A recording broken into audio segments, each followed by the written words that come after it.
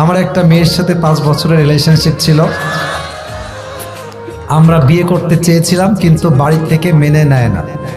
এখন মেয়েটির বিয়ে ঠিক এবং কাবিননামাও হয়ে গিয়েছে, কিন্তু ঘরে তুলে নেয় নাই। মেয়েটা এখনো আমার সাথে কথা বলে, এতে আমার কি করা উচিত?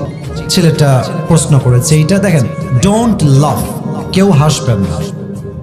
Focus on this lecture. আমি যা বলি একটু বুঝেন, পে ইউর অ্যাটেনশন, মনোযোগ দেন। দেখেন, আমি প্রত্যেকটা মেয়েকে বলবো, প্রত্যেকটা যুবককে বলবো, যে যাকে পছন্দ করবা সে তাকেই বিয়ে করবা। এটাই হচ্ছে রাসূলের সুন্নাহ। দেখো, একটা মেয়ে যদি অন্য কোনো ছেলেকে পছন্দ করে, বাবা মা যদি সেই মেয়েকে আর এক ছেলের সঙ্গে জোর করে বিয়ে দেয়, তবে মেয়েটা কখনো সংসার জীবনে সুখী হতে পারে না, তার মনটা ওখানেই থেকে যায় আজীবনের জন্য। তবে একটা কথা, আমি এখানে স্যার আছেন, দে আর ভেরি রেসপেক্টেড পারসন, অনেক সম্মানিত ব্যক্তিবর্গ এখানে বসে আছেন, বলতে যদিও লজ্জাবোধ করছি, but I have to talk about the reality, what's going on in the society. যা হচ্ছে আমার দায়িত্ব সেটা বলা। আজকালকার হাজার হাজার যুবক তার পছন্দের মেয়েকে বিয়ে করতে পারে না জাস্ট টাকার জন্য। যুবক ভাই, আজকে এই জাস্ট টাকার জন্য হাজার হাজার পুরুষের পছন্দের মেয়ে অন্য বাড়ির বউ হয়ে যায়।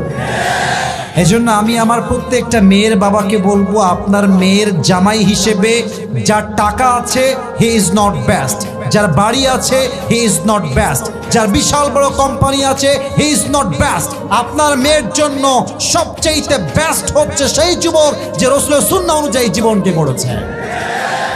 আর আমি অবাক হয়ে যাই মেয়েদেরকে দেখলে।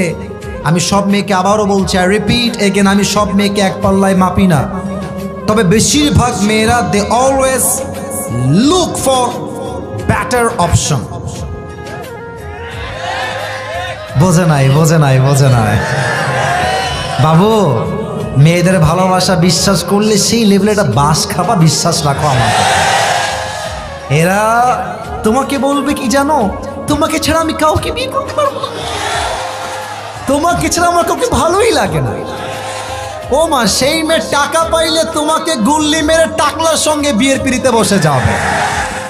এই জন্য বেড়ি মানুষের ভালোবাসায় বিশ্বাস করা বড় দায়। যুবক ভাড়া বলো, তবে সব মেয়ের পছন্দকে আমি এক পাল্লায় মাপছি না। নিঃসন্দেহে ভালো মেয়ে বাংলাদেশে অবশ্যই আছে। তো যেই যুবকটা প্রশ্ন করেছো যে বিয়ে হয়ে গেছে, সব কিছু ওকে হয়ে গেছে, আমি বলবো সোনামণি, এটা ভুলে যাও। নেক্সট বেটার অপশনকেই তুমি খেয়াল করার চেষ্টা করো। जो मिल गया उसी को मुकद्दर समझ लिया और जो खो गया उसे मैं भुलाता चला गया।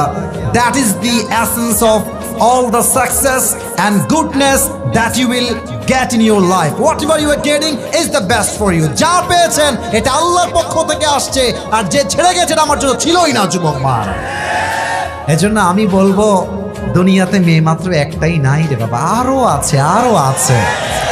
তোমাদের সমস্যা হচ্ছে এক মেয়ের দিকে চোখ গেলে ভাবো যে ইসসে জ্যাদা খুবসুরত और कोई भी नहीं हो सकते।